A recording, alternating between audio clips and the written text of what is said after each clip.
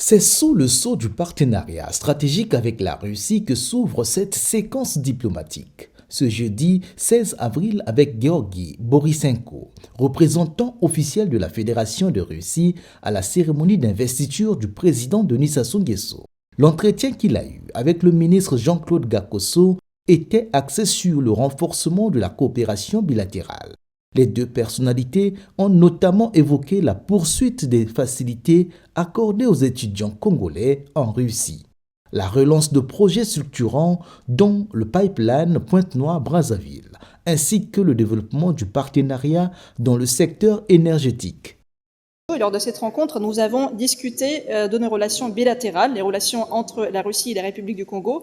Ces relations se développent depuis déjà plus de 60 ans et continuent de s'approfondir. Nous avons abordé toute une série de questions des domaines de notre coopération. Il était question notamment du domaine économique et en ce sens, la Russie s'est dit disponible de participer à la construction, à la réalisation du projet de la construction du pipeline qui va lier Pointe-Noire et Brazzaville. Nous avons également parlé d'un tel domaine comme la formation des cadres, et on a dit que plus de 8000 personnes, des ressortissants du Congo, ont suivi leurs études dans mon pays, et d'ailleurs Jean-Claude Gakosso lui aussi a fait ses études en Russie. Nous avons également une coopération très étroite en matière des questions de sécurité et nous coopérons au sein de l'ONU. La Russie considère la République du Congo comme un partenaire très important sur le continent africain et nous comptons sur le développement de notre coopération dans tous les domaines possibles.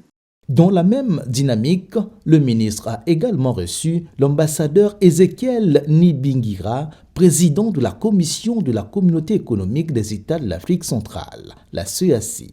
Au menu de leur échange, le suivi des activités de cette organisation sous-régionale et l'évaluation de ses mécanismes de coopération. L'ambassadeur Ezekiel Nibingira a souligné un contexte marqué par des défis sécuritaires et d'intégration. Le Congo, c'est l'un des États membres de la CEEAC, Communauté économique des États de l'Afrique centrale. Donc, si nous arrivons dans un État, nous devons tout faire pour rencontrer les hautes autorités du pays.